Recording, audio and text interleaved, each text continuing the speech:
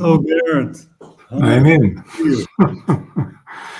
I was just thrown out and now I'm in again. That's good. Great to see you here. Great to see you here. A long time. It's a long time, yeah, but I've been receiving news from you. Eduardo Speres was Yeah, attending I'm. the last conference, and Yeah, we yeah. we must make an effort to keep Brazilians going now to Germany. It's a long trip. Yeah. So I really appreciate the time people take to get there. But you look good, Decio. I haven't seen Thank you you. for a long time. Yeah, Perfect. yeah, that's true. I'm anyway still connected to the University of São Paulo Mhm. and doing some interesting activities, including these seminars that are held every month, and we have people from different areas coming to speak to our students and faculty. Uh, Before we have still 5 minutes to 8. Let me explain, Gerhard, that we have people coming in two different systems. They are getting through these Google Meet, but also there is another connection. Maybe Edu can explain a little bit better. Good morning from Brazil and Hello, good Eduardo. afternoon from Germany, I hope. Yeah, Hello. it's a beautiful picture in the back. It's my place. Oh, And you see we're entering fall. Okay, leaves have disappeared from the trees, but we're beautiful sun in the back, you see. yes. Oh. And thank you very much to attend our invitation. It's a pleasure to have you here.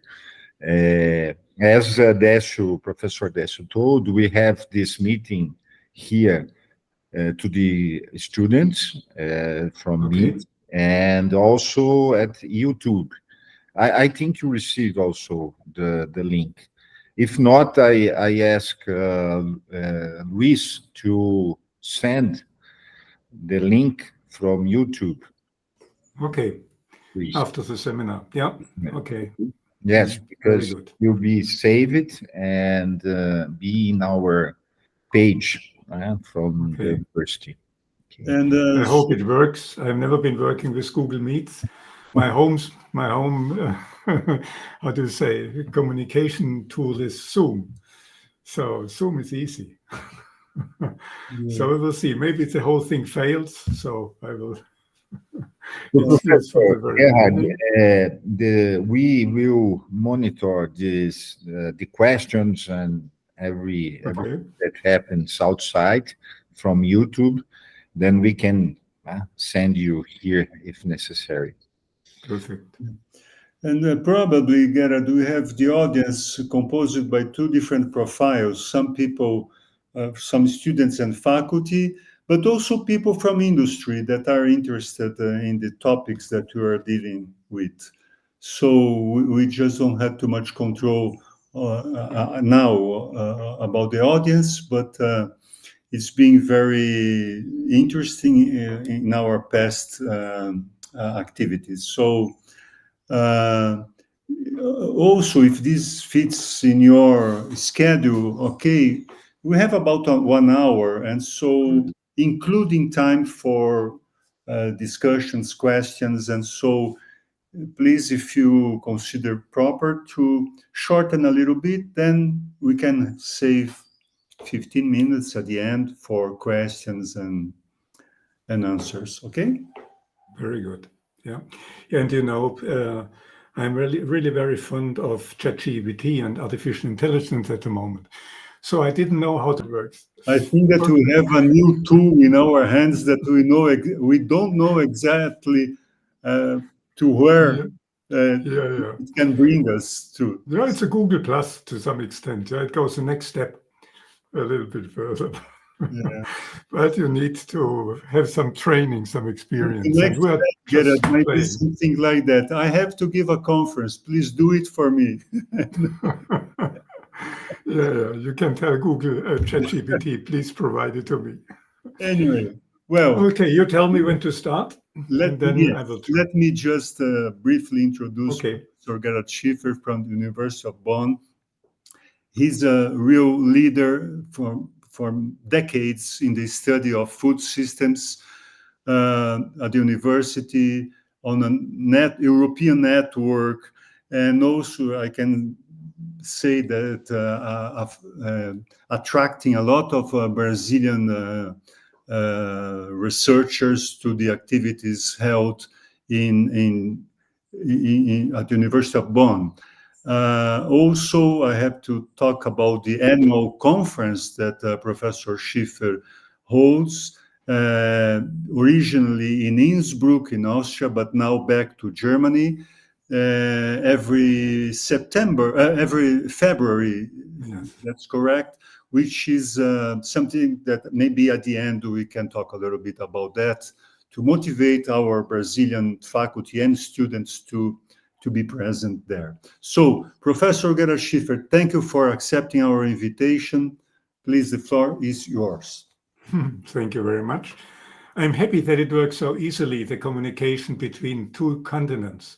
I remember 20 years ago when we started with certain technologies, we were so proud of having some kind of communication and teaching students, and nowadays it's just nothing. Yeah? It's unbelievable. And, what happens in the lifetime of Deisho myself, it's unbelievable. We started without computers, then computers came, and then the internet came, and now we're artificial intelligence or whatever. It's tremendous developments. And when we now look into the future, what can we expect? It will continue like this. So in 20 years from now, very interesting. So let's see. Now I try to get to my presentation, and I have to press here. So Fenster, okay.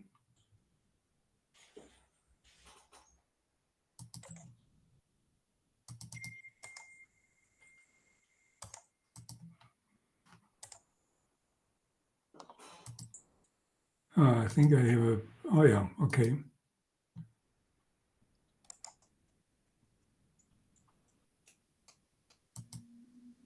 Oh, what do I get here?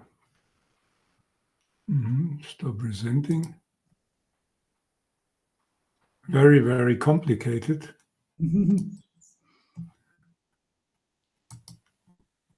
Take your time, don't worry, we'll find the solution.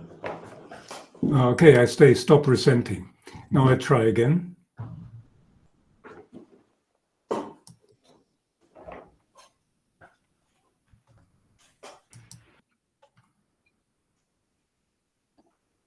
Above the screen, you have this option. Now it tells me Sharing H tab, window, F. and I go to window, and I say okay. And now it develops terrible. Edu, tem algum comando de share? No, I don't know what's happening here. It's always, I see now the 100 pages of Edu, tem algum comando de share? But if you open, no, I don't know what's happening here. It's always, I see now the 100 pages of Edu, tem algum comando de share? But if you open, you have this option of full screen or full I see now window the to open. 100 pages. Yeah, if I ever go there, present now, I press this. Let me see.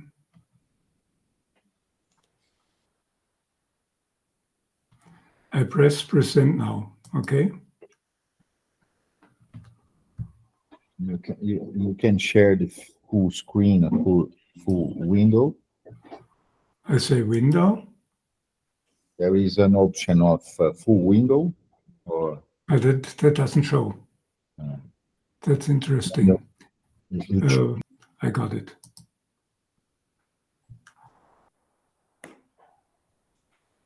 Can you see it? Yeah. Yes.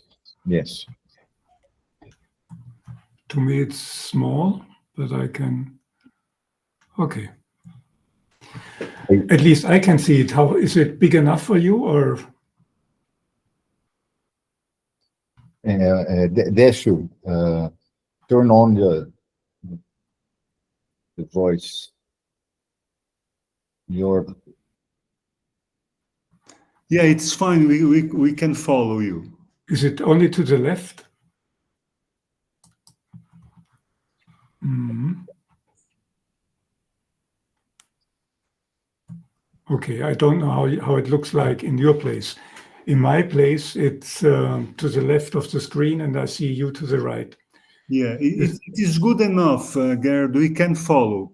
Go on. I'm not quite sure why it is working like this. Okay, now let's see if I can move the screen.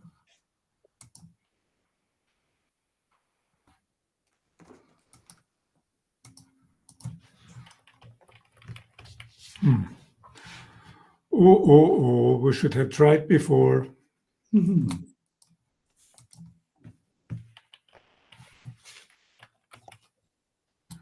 It says here, let me see here, what does it say?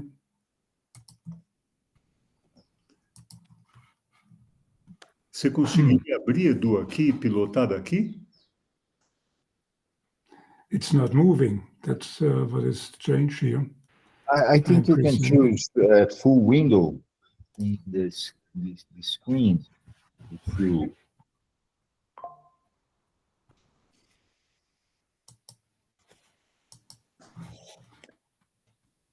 It's very, very what I strange. saw in the YouTube, it's okay. I think you can go ahead because you can. The problem is it doesn't really move. I see. Wait a second, I might have to go out.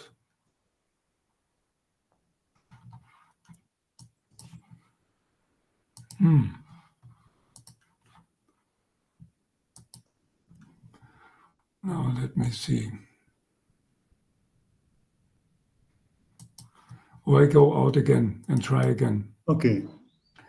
That was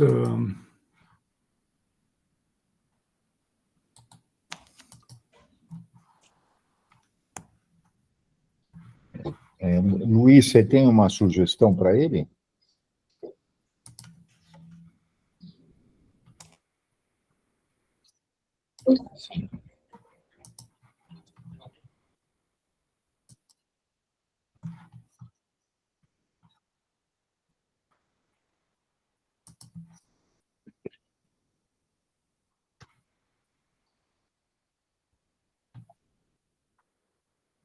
I have now the speaker primarily in the center. Yeah.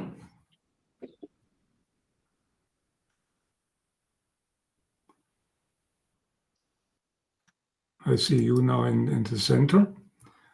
I changed, I get to maybe go to full screen. And now I try again to present.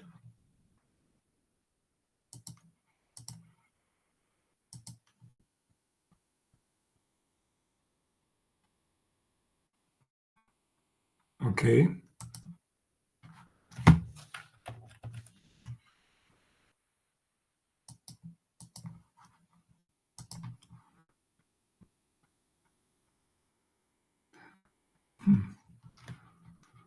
Oh.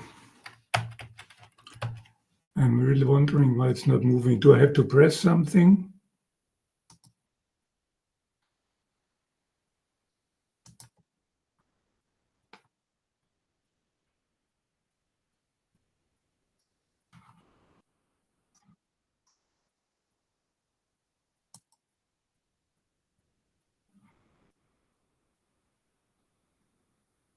No, at the moment I have on the top right, I have stop presenting. And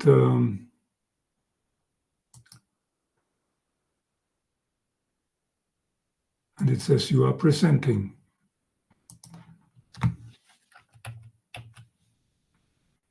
And that's why I'm wondering why it's not working. Is it, I have a PDF. Is it PDF not working?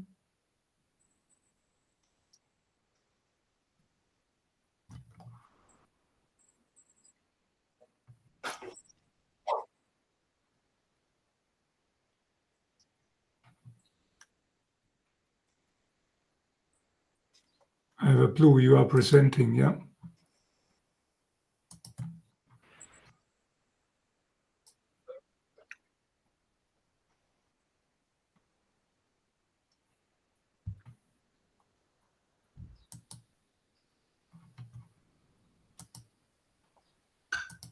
At the top, The Gerhard, square.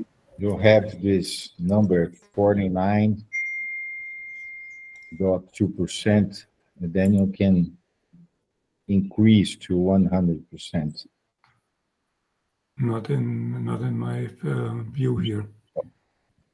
The square with two arrows in the top. I have here, it's in the lower right, I have only the number of people, the chat, and activities. And then in the center, I have send a reaction. You are presenting, Put raise in hand, your presentation at PDF, more options. Adobe. I can say open picture in picture or full screen, change layout. Full screen. I But think change layout doesn't say full screen. It says auto. Okay, or sidebar.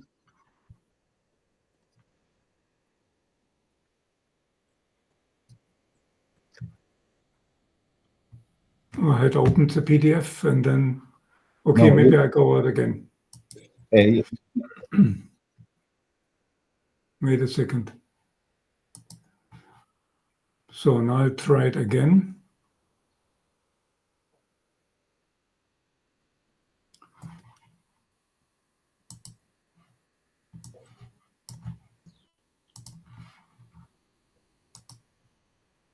So try again. Okay. Otherwise, I will switch to PowerPoint.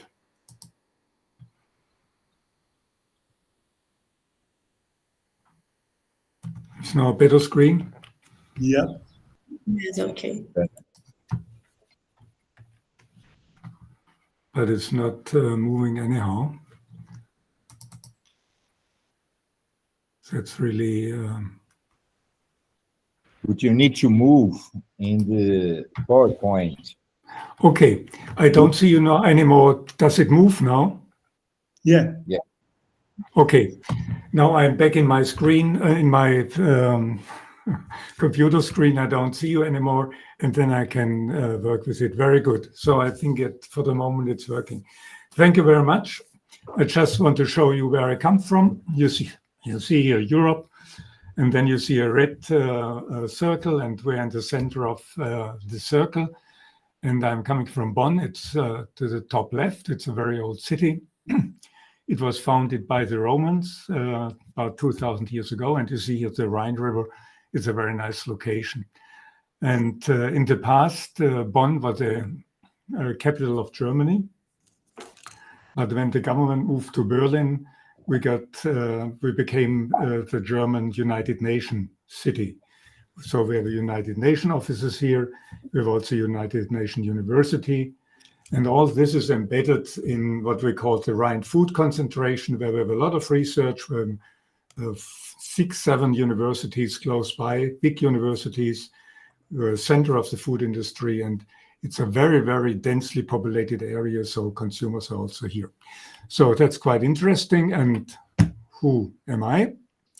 I'm linked to the university and very closely linked also to our agricultural research stations, and they are very much engaged in developing building materials from plants. So that's quite interesting. That is big movement to get away from cement and to move into plant-based resources.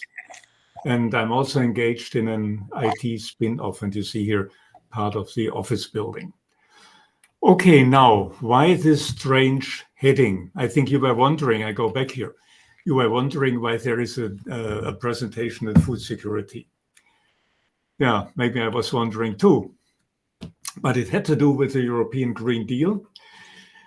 These were the different issues Europe was considering as very important when it comes to agriculture and the food system. You see here to the left, the policy. Okay, a policy is always important, But then there's a very strong emphasis on soil.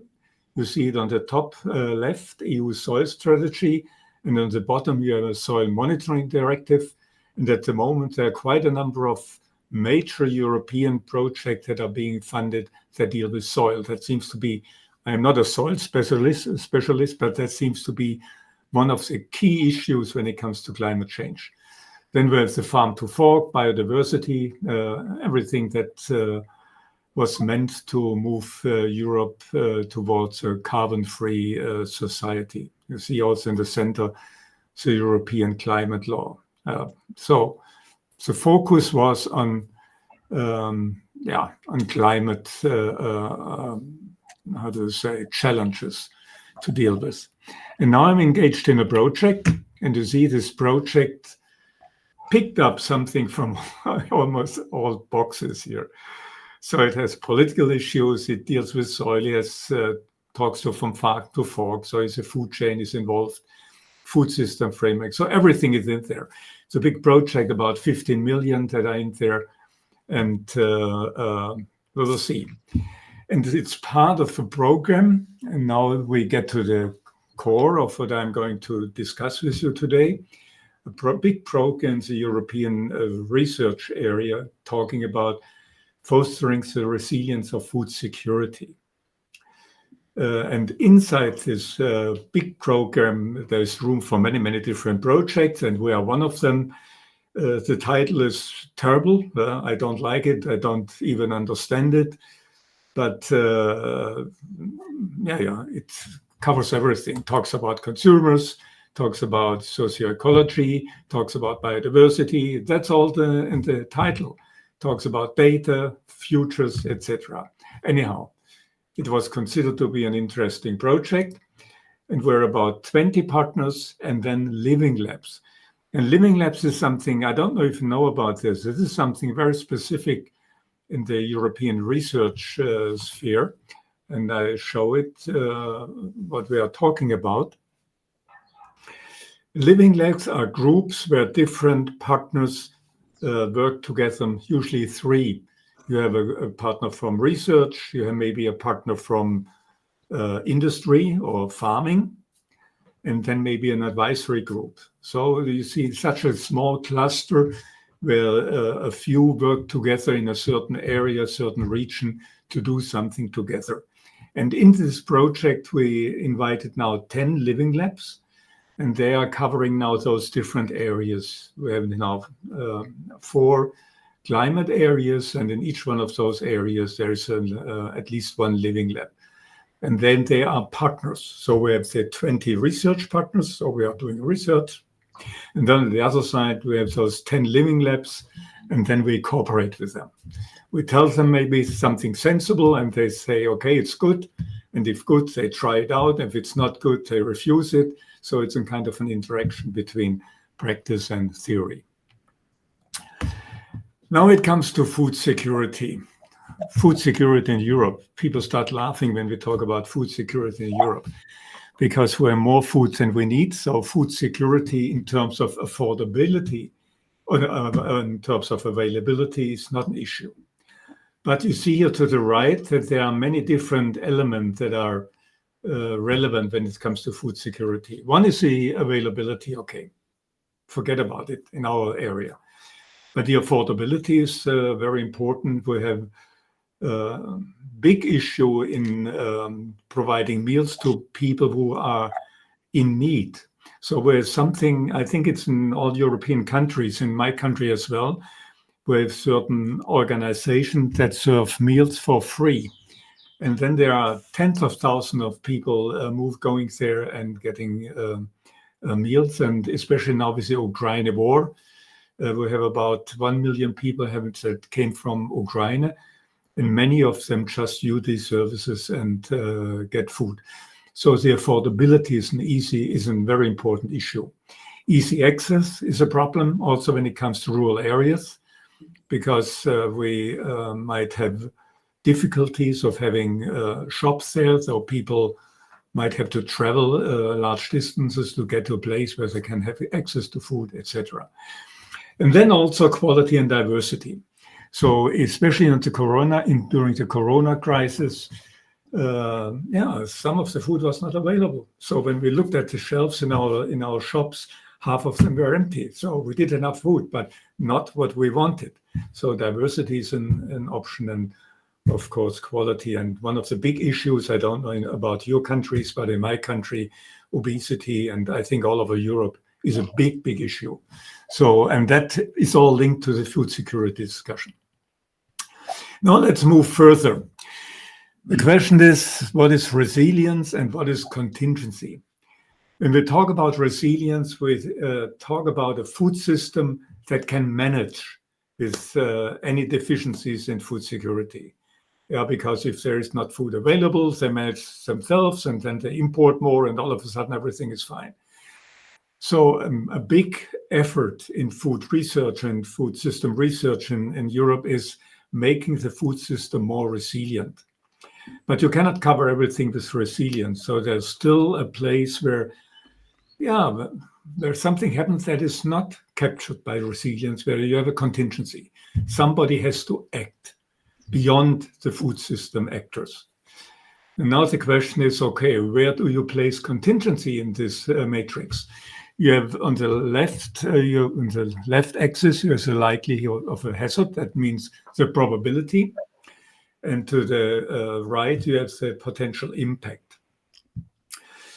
So first we thought maybe contingency is you have an impact which is very high. So in the red corner up there, and where the likelihood is very high.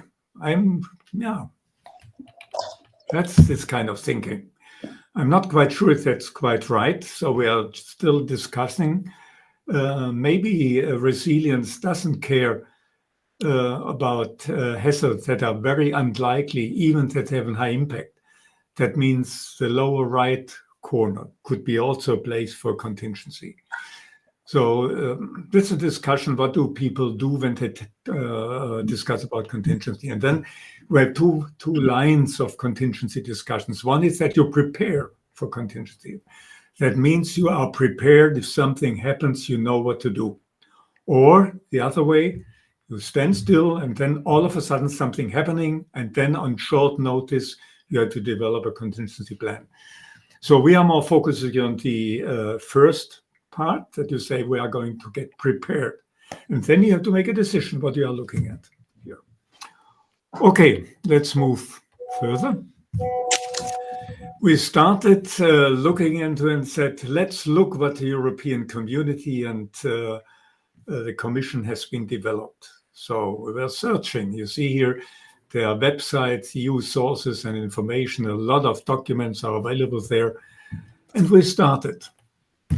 And then you get pictures like this, all talking about contingency. You see here the upper right to left contingency, the next one contingency, drivers, everything contingency. So everything is full. So I don't know, hundreds of people must have worked on contingency on food security in Europe and provide reports, communications, staff working documents, commission documents, etc., etc. So we had to look into everything because maybe we might otherwise have overlooked something. Maybe there's already a lot of things there.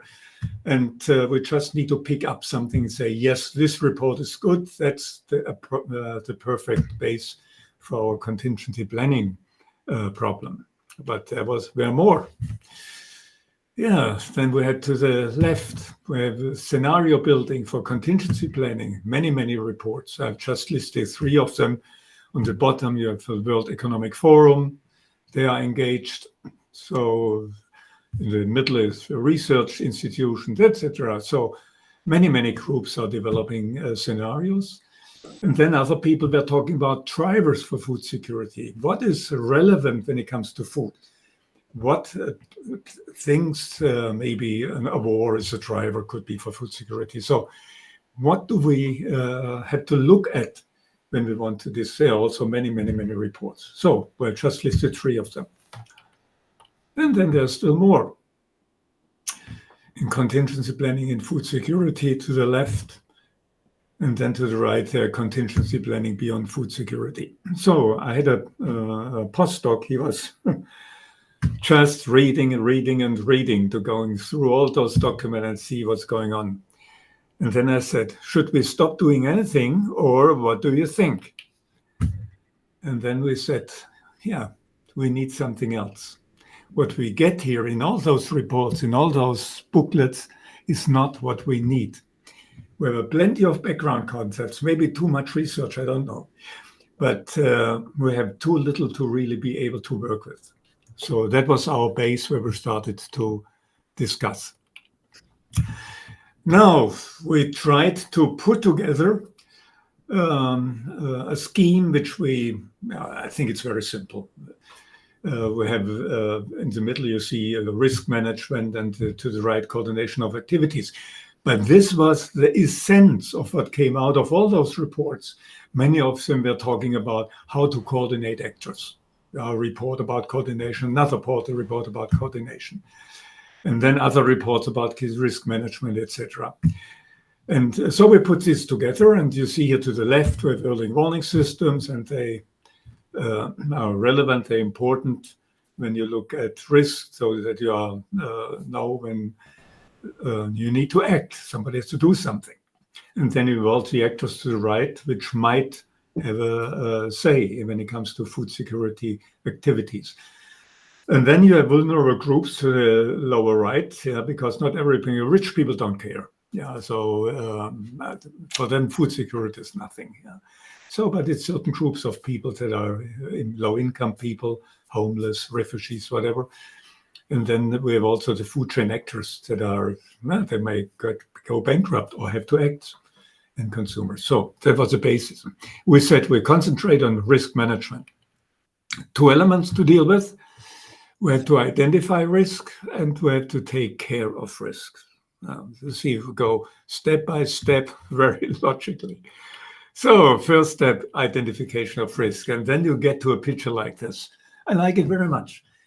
By a person, Tim Benton from the UK, he said, okay, look, it's so complex. We cannot capture everything. When you look at this food system, so what did people do when they looked at this picture? They said, let's do some scenario studies. Scenario studies was something they said that helps us to take care of all these complexities and find a way out of this. So, okay, you find scenario studies. Everybody's looking into the future. I don't know how many scenario studies you already have. I just listed 7 or 8 of them. Whenever there is a research project that deals with something, people say we do a scenario study. And then you say each scenario study has a different future. One of the problems is what future do you look at?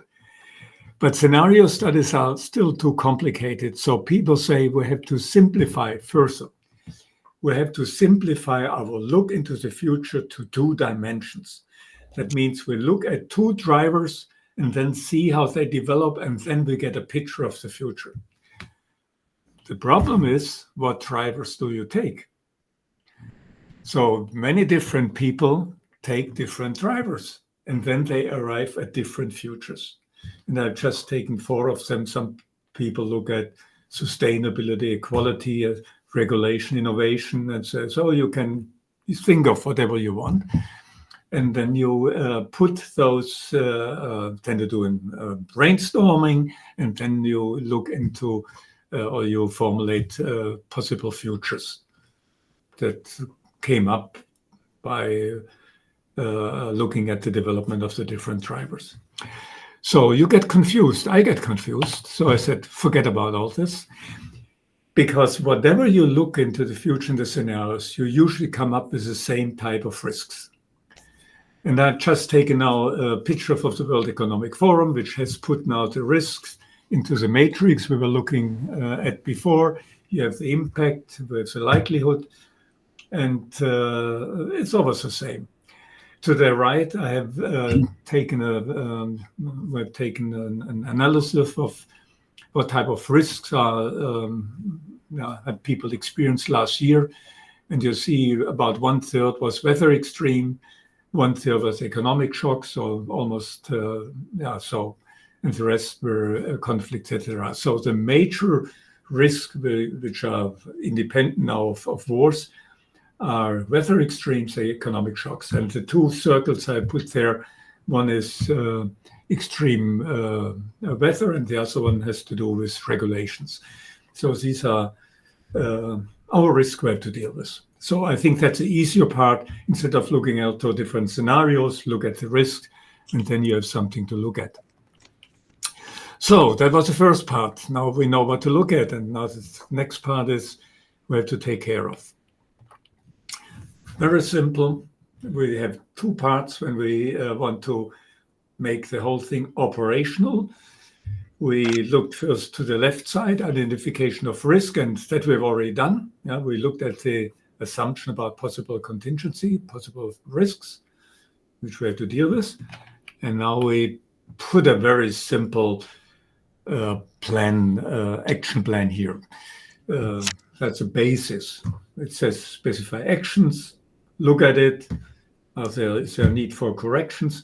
The need for correction is very important. For example, one of the actions could be, maybe, let's assume we are short of food.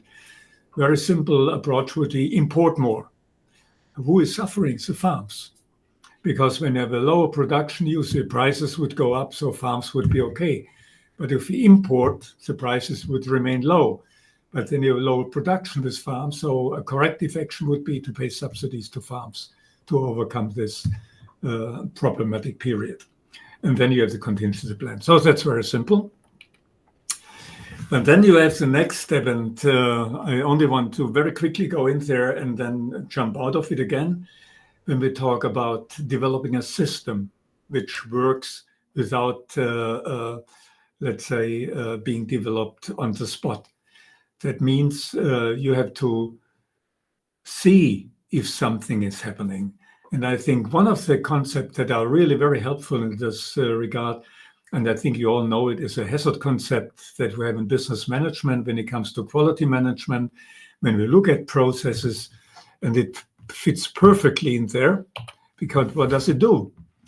It says you analyze your hazards. It says you identify critical control points. You define variables you have to look at those control points. And you monitor those variables. And then if they are beyond a certain limit, okay, you start doing something. So the system is a kind of an automatic approach. You don't need to have a person which says, now we do something. But the system tells you you had to do now something. Okay, I think that's important when you develop contingency planning systems. And then we have to decide, that is not yet in there, where is it happening? So it's clear we have to have a space. Yeah, it's in Germany, or it's in Brazil, or wherever. And who do we need to look at? At the rich people, at the whole population, at a certain subgroup, or who are the people we need to take care of? And then very quickly, when we look at the space, that's also something you might overlook, because you have the space where the hazard is occurring. And you have the space where you look at food security. For example, if you have, let's say, a hazard only in one country, and to look at the food security in one country, you can solve the problem by importing.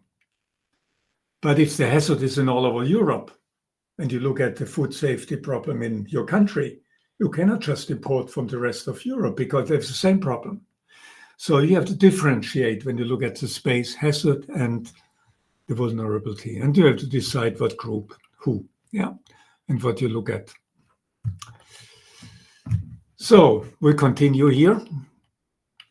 And now we said, okay, to move forward towards to an operational process, we need to look at 4 issues, which we have put there on the top. We look at the space and the hazard, we look at actions, we look at the economic issues, and we look at coordination. And then we get to something like this, different steps you can go through, and you can do it in more detail or more aggregated. This is such as a compromise. I don't go very deep into this, but just to very quickly show what has been put together there. The first column is that we talk about where, who, what hazards, what is the impact. Then we look into next, what are the actors that could be approached. Yeah, and we have seen in some slides before that there might be many, many different groups. And then also what type of action opportunities they have, what is the impact. And then we go to the next column, what are the costs benefit? And also, which I have not listed specifically, what are the finances you need? It's not just the cost benefit, you need the resources. Resources are people, but also money. And then you go to the coordination of actions. Are there coordination options in place? Do you have to organize something yourself so that in case of a contingency, the whole issue planned? So it's a very, it's a hands-on approach on how to prepare for contingencies. What we've been doing then was that we said we do a similar thing as people do with a business canvas. We said, okay, when you move through such a process, you document what you do. You put certain canvas together. And then because there are so many different groups involved, it's not just a company where you have a simple business canvas, but you have a target groups. So we have a canvas for target groups, where the food system, because different players in the food system might be impacted or might need to act. So we have to document what's going on there, what we expect from them. Then we have a canvas that deals with actions, what actions, and then the implementation action, that the cost benefit. We'll say, okay, what does it cost? And there you have also different levels. Sometimes people say you start by wording, then you move maybe to a criteria, maybe indexing 1 to 10 or whatever, and then you get to money. It's very, very difficult. And then at the end, it's a canvas to the right. You talk about coordination opportunities. What do we have in place? What do we need to organize? So that's just an example of one of those canvas. And that's what some of the things we now try to improve. We try to do further tests and experiments and improve it. And then we can have a good. So, and now it moves me to this next part. I get angry when people say we have to develop a lot of databases. I say, okay, that's very nice. It's a similar thing when I get so angry with publications and journals, because what people always do, they look at old data and then talk about the future. All this econometrics, I'm not fond of econometrics. It's very nice, yeah, and it's a lot of mathematics, it's a lot of things to do. And it's also, when you look at a lot of databases of the past, they are always only partly helpful when you look into the future. Yeah, because, and that's why people went to the scenarios, but then the scenarios is a future, which is beyond what you can develop with your forecasting methods or with your econometrics. It's beyond. And then it's a question to what extent you can use data. You can use data maybe to some extent, but you are still dependent on expert knowledge. That's a key issue. You need people to talk and tell and identify what needs to be done. And that's now where I jump, make this big jump now, where we got now something in our place where we say we got the expert knowledge brought together by those people. It's not something strange, these ChatGPT and artificial intelligence computers. They just had put all the expert knowledge together. They are reading the documents. They are scanning the documents that are available. That means they capturing, collecting all the expert knowledge, which a person might have in his or her mind to some extent, but not completely. And there it's available, at least from a theoretical point, completely. And that's a tremendous advantage we can use. So instead of collecting 10 or 20 experts sitting together, I see that's a screen, and talk to the hundreds of experts beyond that. One of the things now, it's important, maybe you have also a lot of experience, maybe even more than I, is it's extremely difficult to talk to experts. Maybe you know this. If I talk to an soil expert, it's extremely difficult because the language of this soil expert is different from my language. And it's the same with these artificial intelligence databases. You need to know how to talk to them. And you get wrong answers. You have to find out why I feel wrong. You have to get into a communication scheme. So you interact. And then at the end, you get a feeling, okay, now I got the right answers. And now they can put into there. So that's very interesting to understand this. And all those people we claim that the artificial intelligence will, I don't know, destroy the world or whatever. They don't understand the whole thing. Okay, now what we are doing is we look at those different, issues here, like this first one, and then we develop questions to each one of those issues. For example, the second one, when he talks analysis of target community and diets. Yeah, I asked ChatGPT, what is the diet of people living in my hometown which have a low income? And then I get some information about this. So we can say, okay, we have certain questions to each one of them, which helps us to communicate. And that will be our challenge now, to develop what people call prompts. So that we say, look, we are experts. We have been trying to talk to those clusters of experts hidden there. And we know how to talk to them. Now we developed a prompt that means a question, and this question can be long. Sometimes it's one line, and I have a colleague who has now a prompt of 1.5 pages. So because it might be very complicated to make sure you get the right answer and not some kind of detour. So that's one of our challenges at the moment we are dealing with. So the whole system now, when we talk about the contingency planning system, means we have 3 phases. We move through the operational process with people on the ground. We document what we know. And then we interact with artificial intelligence to challenge our own knowledge and to see, can our knowledge be improved by what they say?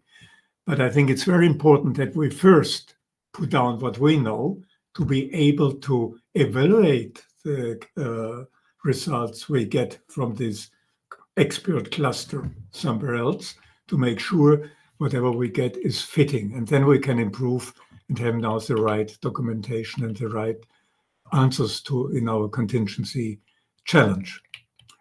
And then we will later on put everything together in this kind of in a kind of software guide. Otherwise, people get lost here. So that brings me to the end of my presentation, and now I have 2 slides where I think which might be interesting for discussion. You might have more. I will jump through the 2 slides and then go back to the first to see which one is more interesting to discuss.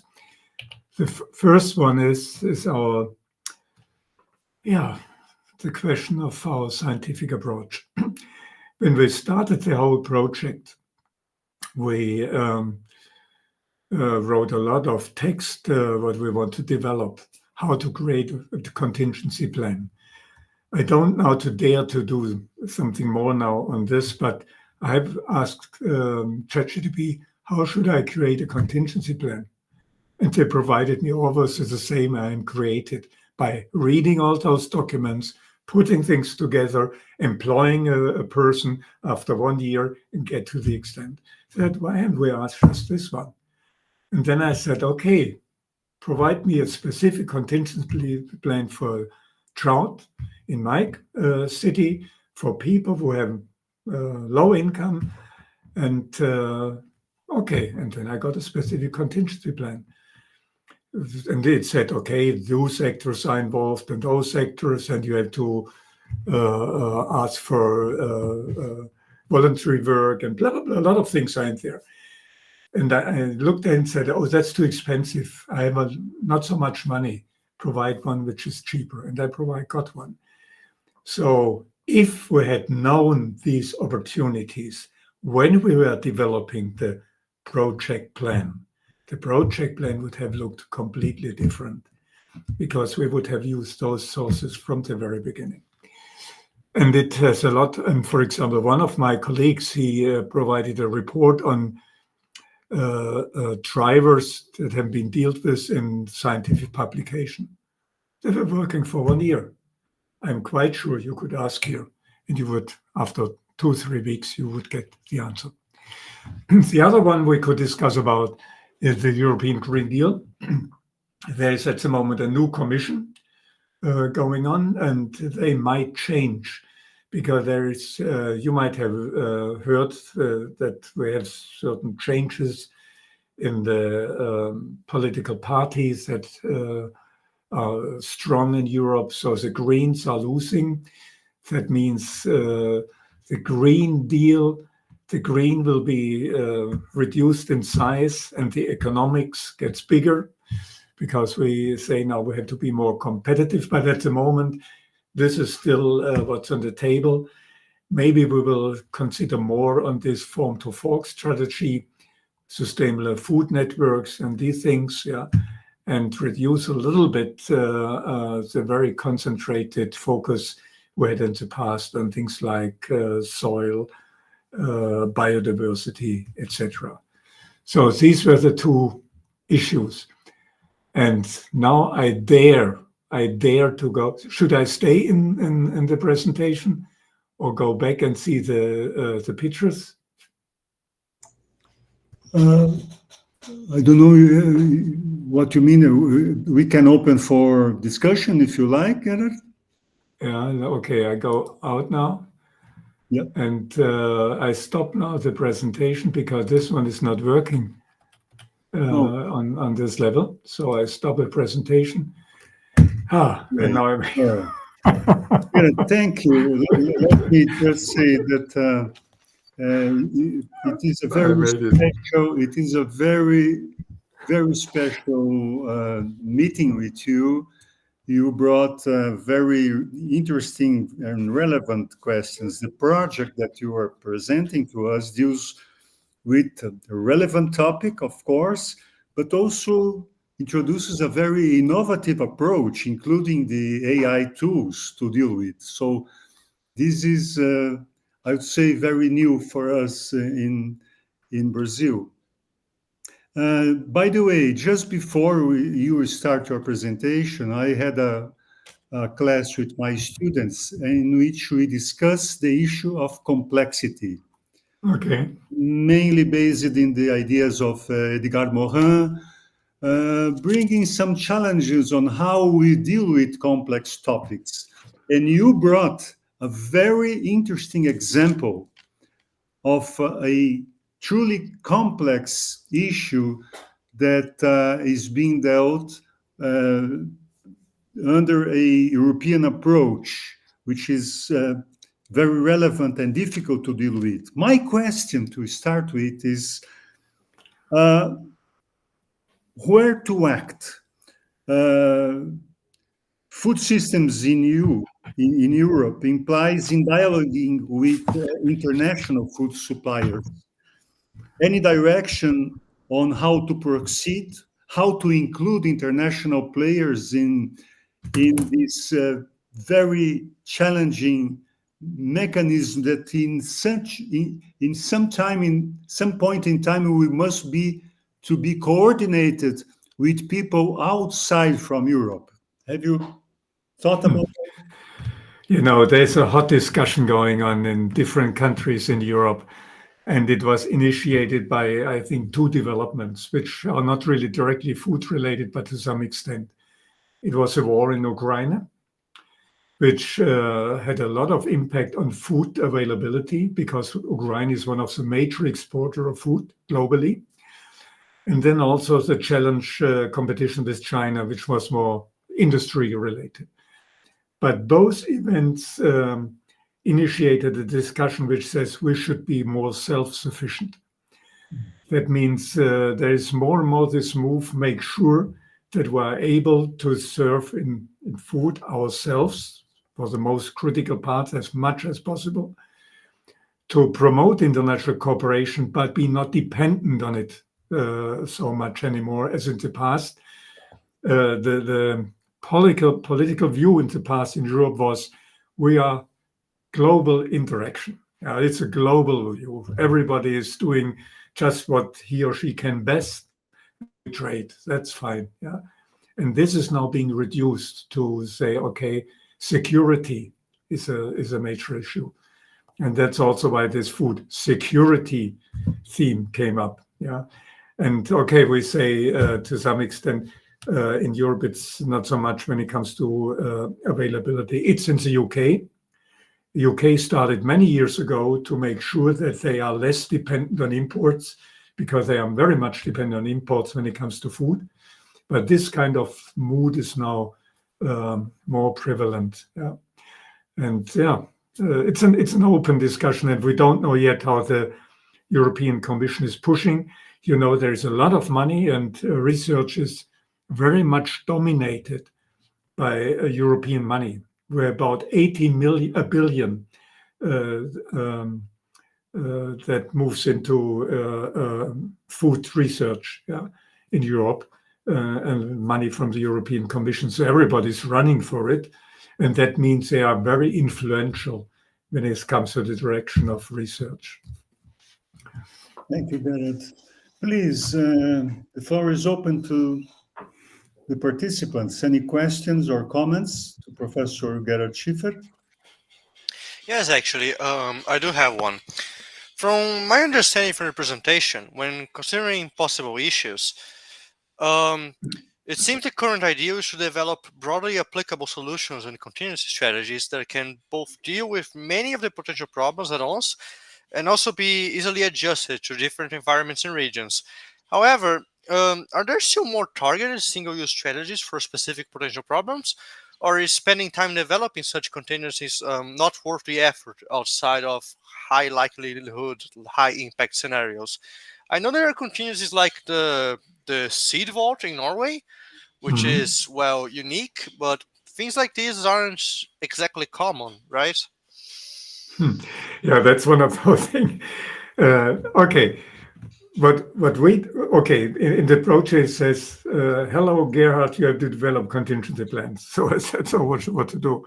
So we developed now a tool which we think, can be very generally applied to different types of contingencies. So it's a guide, step by step, do this and that, and then try to get all support you can muster to make it work. So that's now what we do. But we are working together with the living labs.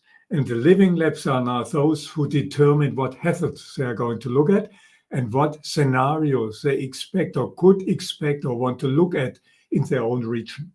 So the scenarios and the hazards are being put on the table, and then we try to apply our tool, and the tool is then open to everybody.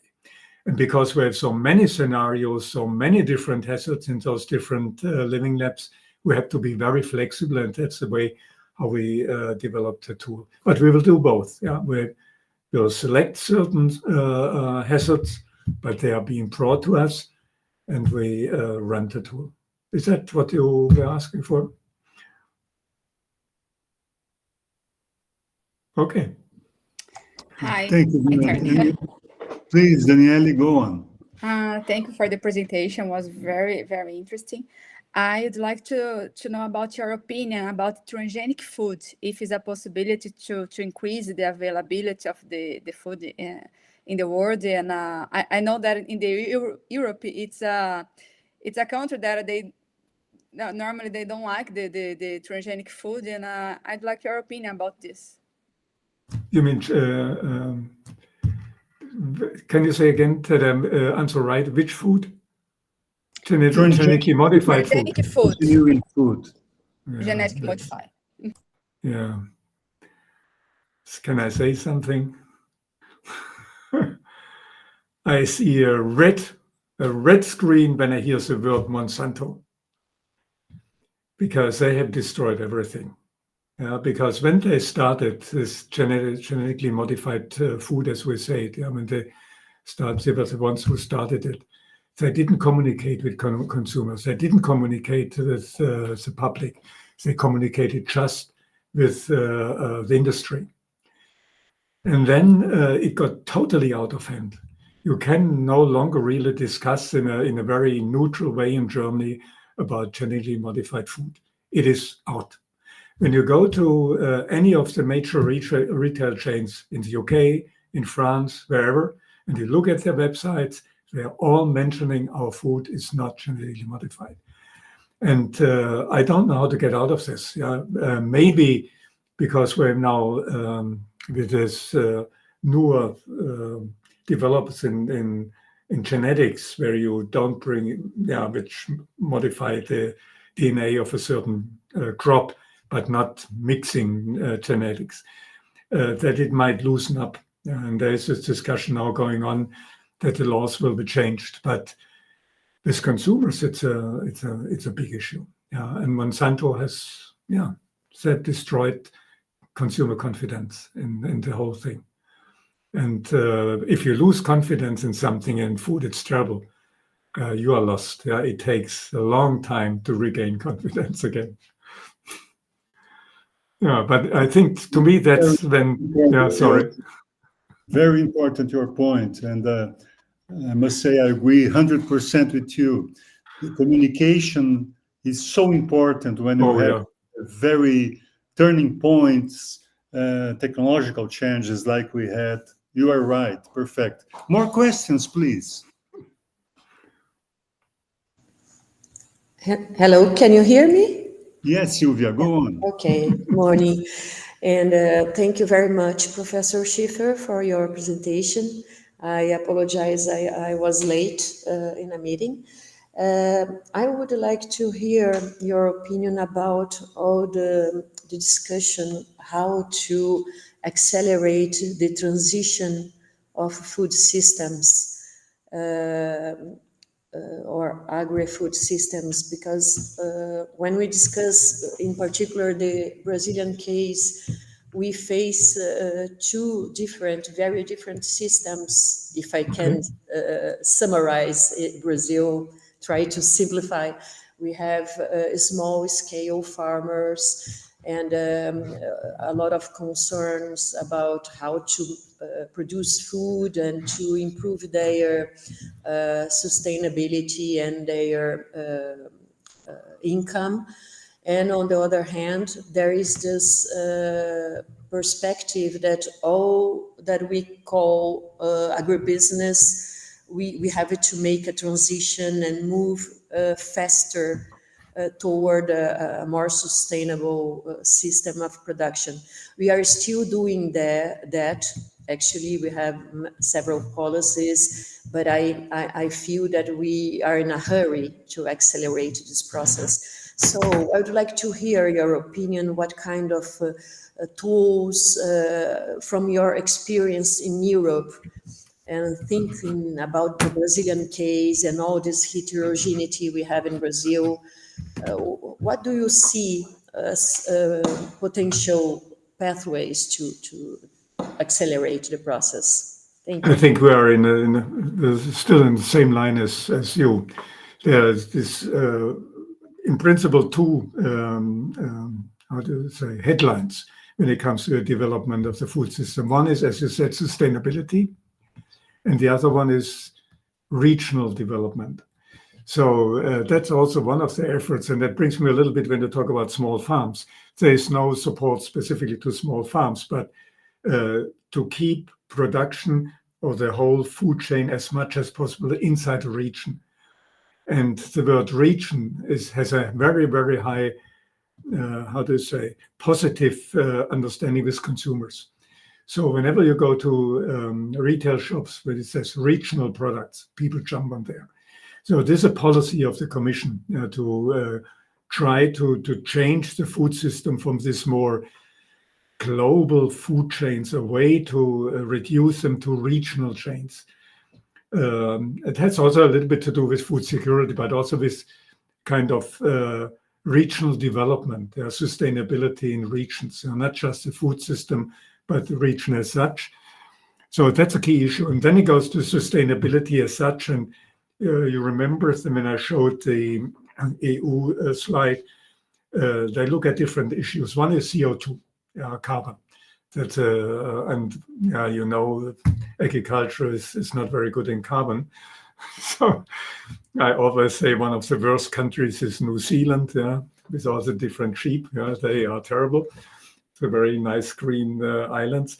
But then they focus on soil and issues like this. That means to be able to keep our resources safe and to keep them sustainable.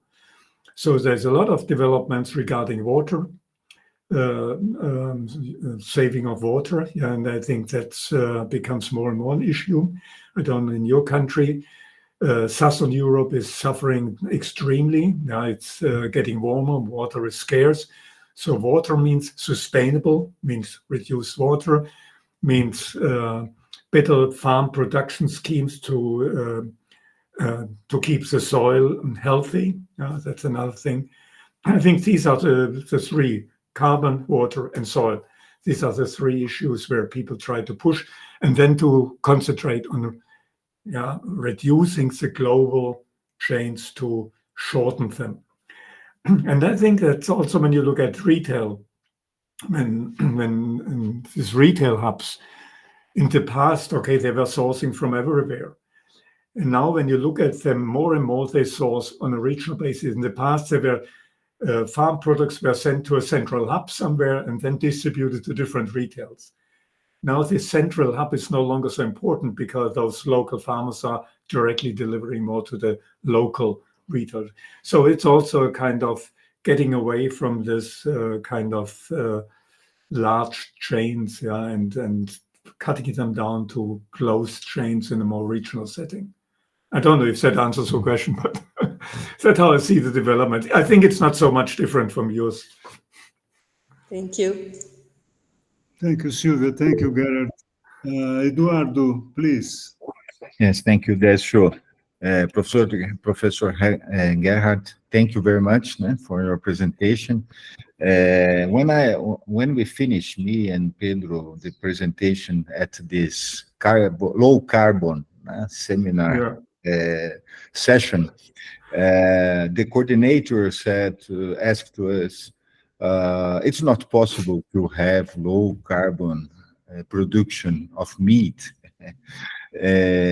Why? They don't believe in us. How to? Please give us an advice how to improve our trust, confidence in Europe by these products. There's a lot of discussion going on also in research, how to reduce carbon in animal production. Yeah, that has to do a lot. I think you are more an expert than I am with different types of feed, different types of keeping animals, etc. So there are small elements, but when you put them together, they make an impact. But I think there is this major drive in Europe getting away from meat. And I must tell you a story. I was doing a contingency planning with ChatGPT. I told them, look, there's a shortage of meat. What should low-income people do? They said, very simple. They go to plant alternatives. They save money and they save the planet. Everything is good. It's a win-win situation. I said, okay, that was not the answer I wanted to hear. But anyhow, you see that, but this shows a little bit the tendency, to reduce meat consumption as such. But on the other side, I think the artificial meat is not gaining ground. You need these Beyond Meat and Impossible Foods, you know them. I think they are not really succeeding very much. People are very skeptical to this, what they call processed food. So it's plant-based, but highly processed. So that's also one thing they say no. We might have a discussion on this in Eagles next year, this processed food issue. But I think the meat producers do not enough to communicate. Now we get back to communication. What they do to improve the carbon relevance of their own production. I never read something in the newsletters about this, but how to say, what people have reached, what efforts that have been done, that the carbon relevance of meat production today is not the same as 10 years ago or 20 years ago. So I think it's also kind of a responsibility that meat producers have to communicate. Yeah. Otherwise, they lose.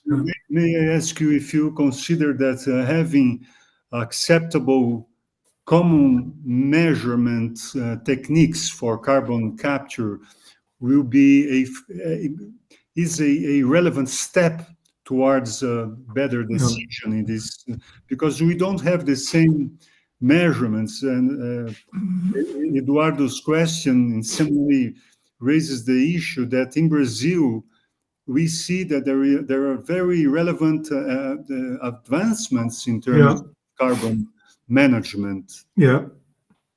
And you see, it's not carbon, it's a methane. I don't use it in English. This other gas, which is a dangerous one, and that you can really influence. And that's when they talk about different type of feeding, etc., etc. And that's a major move forward, because methane is, I don't know, 100 times as dangerous than CO2. So I think this discussion has to be brought forward much more. Now, maybe it's a problem of science, because science is not communicating to the public enough. That's it. Yeah. Well, this is not a new issue. I think that we have learned. Anyway, I'm sorry, Sarah. I think that maybe you can have a very, very short and quick question. Please go on. Hi, Professor Schiefer. Thank you for our presentation. I have a question. What's your opinion about the lab foods? Laboratory. What food? Laboratory foods. Oh, yeah. It's not winning. It's people don't like it.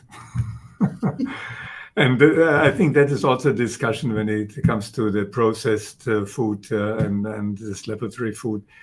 We had, I think, one of the founders in our last conference of this laboratory food from the Netherlands, and those companies almost go bankrupt. I don't know if they will succeed in the future. I'm very skeptical. There are people who promote insects as food, others promote laboratory food, others promote I don't know what. We don't have a contingency where people have to jump on those. Let's call it that way. Might be if there will be regulations that very much regulate and reduce animal production, maybe, that to say, okay, animal production cut to half. I don't know. Then maybe such things like laboratory food might have a chance. For the moment, zero, no chance. Gerhard, let me just thank you very much for your time and for your always available to our invitations. So believe me, this is very important for us. And I'm sure that your presence here will motivate more of our Brazilian faculty and students to join your efforts in the annual conferences in Germany. So thank you for your participation. I would like to ask to Eduardo Spers formally to thank to Professor Schiefer. Thank you anyway, Gerhard. Go ahead. Thank you, that's true. Thank you. We need to thank Sylvia is here, is the Vice Dean of our department. All the chief board are here, and we have this very pleasure opportunity to discuss some very important things. I hope next Eagles Congress, more people, more staff from our university could attempt this important meeting. And I hope you could visit us someday. I will be in Brazil next year and because the see IFAMA conference will be there. beautiful, beautiful campus here at Yeah. Piracicaba. Thank you very much. So we will see. And I will promise I will learn about Google Meet, because that was really terrible in the beginning. I apologize. No. Yes, you did a great job. Thank you very much, Gerhard. Thank you. Thank you. Thank you. Thank you. Have a good weekend. Professor. Bye now. Bye-bye. Thank you, everybody. Thank you for participating. Till the next session. Now, the students, please, let's go back to our room. Bye-bye now. Bye-bye.